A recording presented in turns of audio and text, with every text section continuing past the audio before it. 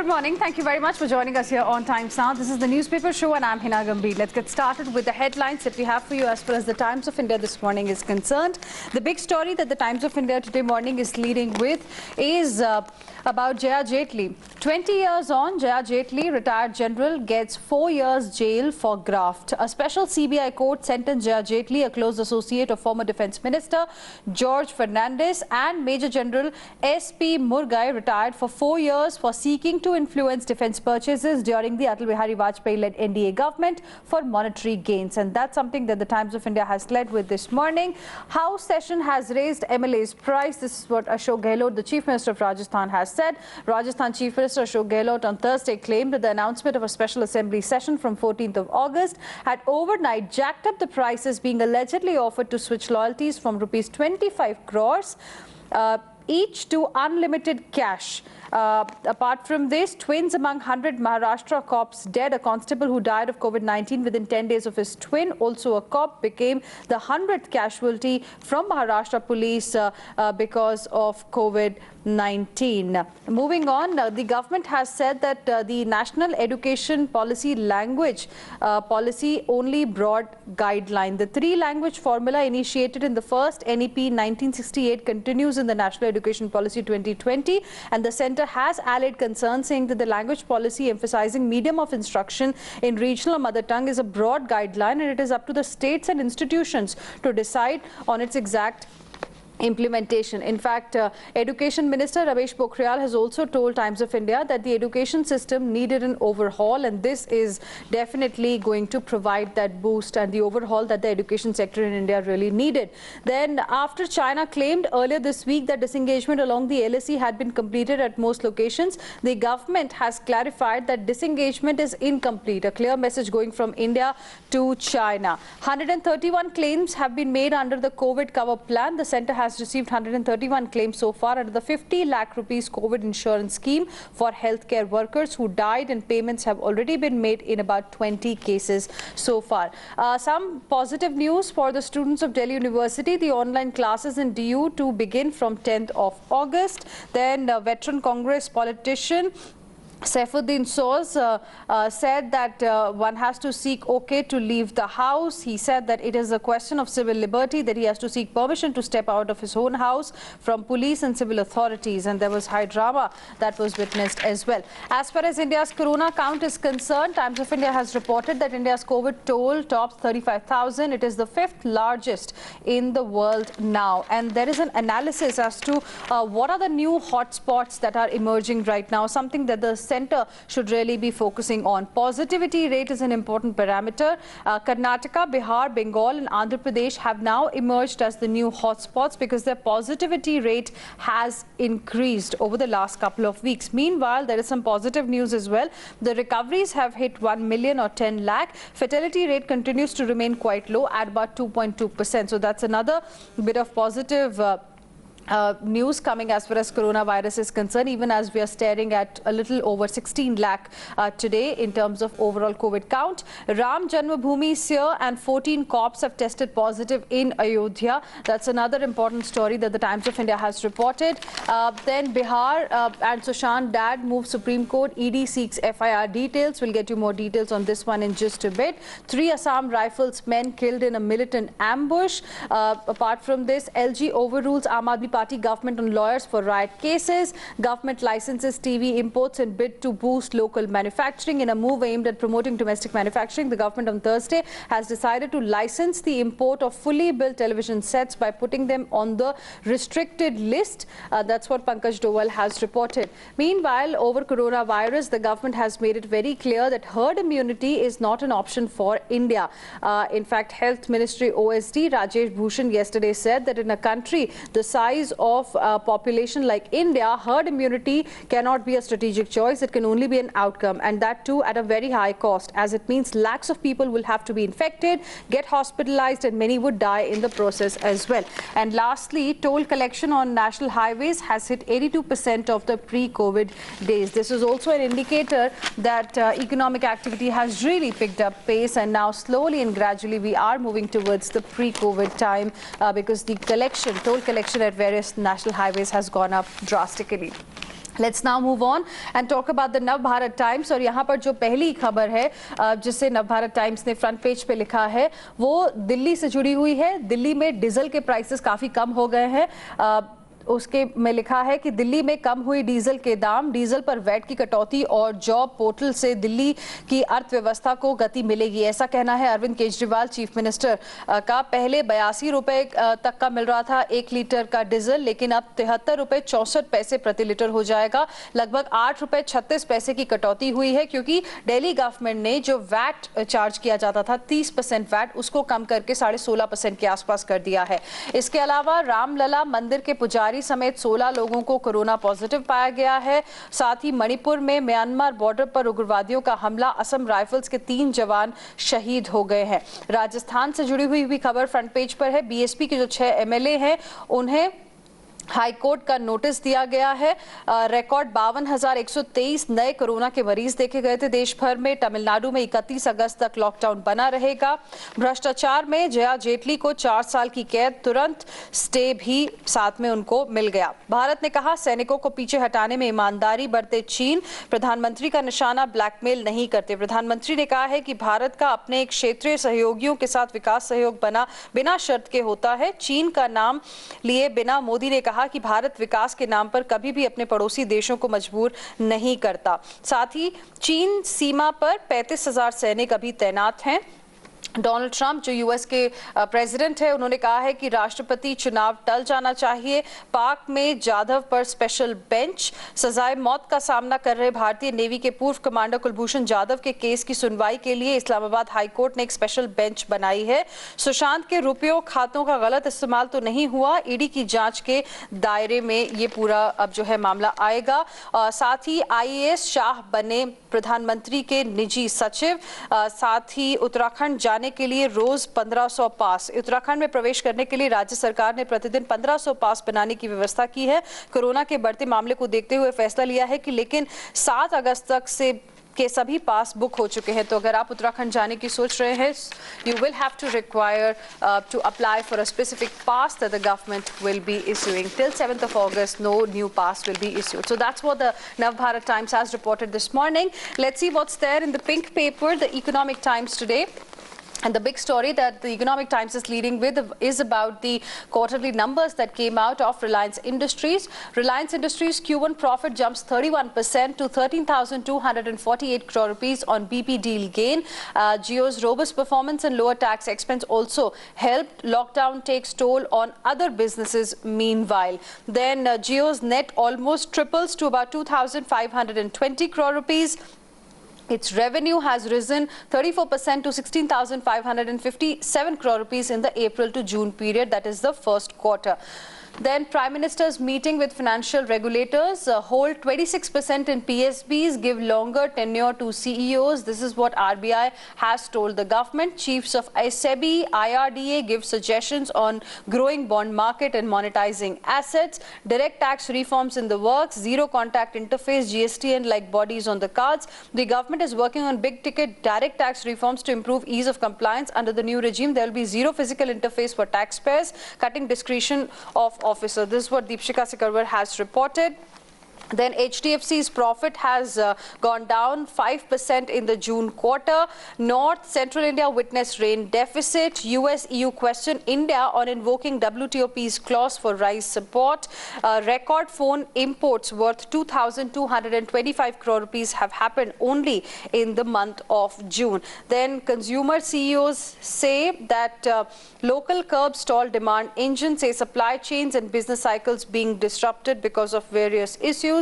Congress split wide open at Rajya Sabha MPs meet. The anger in the Congress over the organizational crisis and electoral debacle overflowed at the Thursday's virtual meeting of Rajya Sabha MPs. While MPs demanded course correction, Team Rahul's Rajiv Sattav shifted the blame on UPA too. That's what CL Manoj has reported. Lastly, COVID flattens US economy. GDP crashes about 33%. That was the big news that came last night. Pressure mounting on government for a second stimulus. Expectations of a good show by tech giants help US markets at least bear a bit of loss there. Let's now move on and be more city specific and talk about what's there as far as the Delhi edition of the Times of India is concerned. My colleague Kangana joining us on the broadcast this morning, and the big story that the Times of India is leading with about the national capital is the relief that came as far as diesel prices in Delhi are concerned.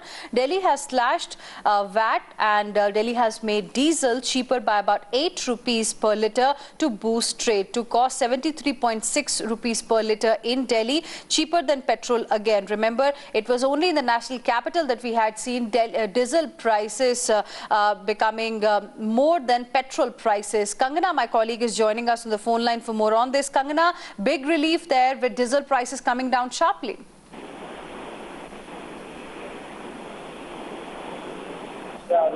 Kangana?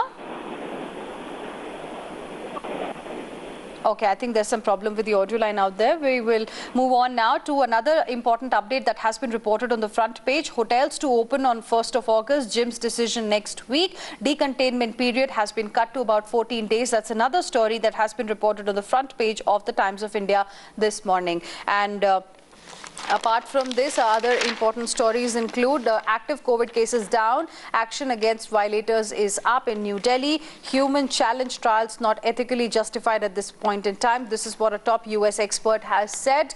4 panels to inspect 11 hospitals to curb coronavirus deaths. That's another story. In Delhi, there were 1,093 fresh cases. City's death count is now close to 4,000, even though the recovery rate in Delhi is the highest as compared to other cities and states in the country. Let's now move on and talk about the Mumbai edition of the Times of India, and let's see what's there as far as Sushant Singh Rajput's case is concerned. And here on the front page, the Mumbai edition of Times of India has reported that Rajput kin, Bihar government moves Supreme Court, ED seeks FIR details. Meanwhile, let's now move on and see what else is there today in the Kolkata edition of the Times of India this morning. And in Kolkata as well, the focus continues to be on the lockdown that has been imposed by Mamata Banerjee government in various parts of West Bengal. There is a 6-city flight ban that has been imposed as well, and that's going to continue till 15th of August. Earlier we told you that how, especially during the days when there is lockdown in West Bengal, no flight services will be happening, and now we are being told that 6-city flight ban is going to continue till August 15. So how will this work for the people of West Bengal? We'll try and find out with my colleague from Kolkata. And another important story is viral worry. 27 out of 31 spots on new C-zone list are in South Kolkata. Most high-risk zones are from Patuli and Mukundpur belt. COVID numbers swing in Bidhannagar area. Shreyasi, my colleague, is now joining us on the broadcast. Shreyasi, is this a change, a new order that has come? Because earlier we knew that flight operations were supposed to remain suspended only on the days West Bengal would have a lockdown. But now we are being told that flight ban will continue till 15th of August. Well, Hina, the flight ban for the 15th of August are for only 6 hotspot cities that have been picked by the West Bengal government, which include Delhi, Mumbai, Chennai, Ahmedabad, Nagpur and Pune. And the flight operations from these 6 cities were already suspended earlier.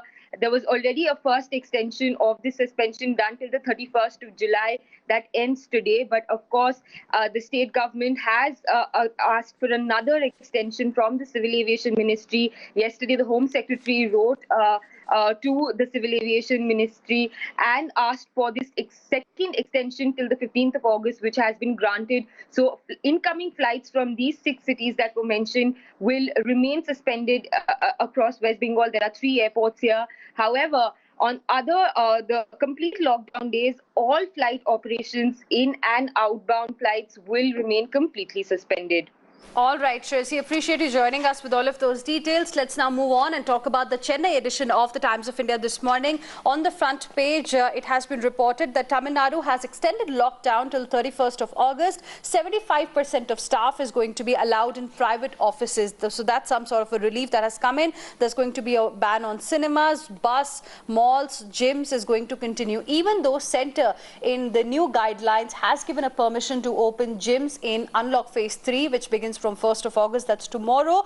In Tamil Nadu, the ban on gyms is going to continue for some more time, at least till the end of 31st August, because Tamil Nadu is the second worst affected state in the country after Maharashtra in terms of number of COVID cases. Herd immunity won't work for us. This is what Health Minister has said. That's also there on the front page. Then HC wraps Tamil Nadu for apathy towards lakes. A TOI report had said that raw sewage encroachments continue to threaten lakes on the sorry state of lakes in the city, echoed in Madras High Court, which censured the Tamil Nadu government for its apathy towards the takeover of the water bodies.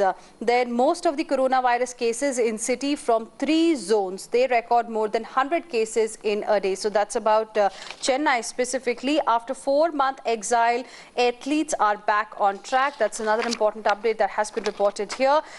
Then government has launched cause workplace clusters. Experts have told Tamil Nadu government sharing vehicles and dormitories also leads to surge in infections. That's another important update that has come in here. But the big story is also about the remdesivir, the drug. 3,000 rupees per vial remdesivir sold for 12,000 rupees in Tamil Nadu. Agents cash in on shortage in private hospitals. Black marketers go for the kill. So that's the biggest story that the Times of India this morning is leading with. We will be going across to Shilpa in just a bit to get you more details on this one and how the government is planning to tackle this issue of black marketing of remdesivir, something that costs just 3,000 rupees per vial is being sold for 12,000 rupees in the state of Tamil Nadu. Apart from this, another story is Anna statue has been desecrated. TN political leaders on Thursday condemned the this particular act that was reported. Let's now move on. Shilpa, my colleague, in fact, is joining us right now. Shilpa, give us more details. This issue of black marketing of remdesivir that has emerged is clearly going to be a big cause of concern. How is the government really looking to tackle this?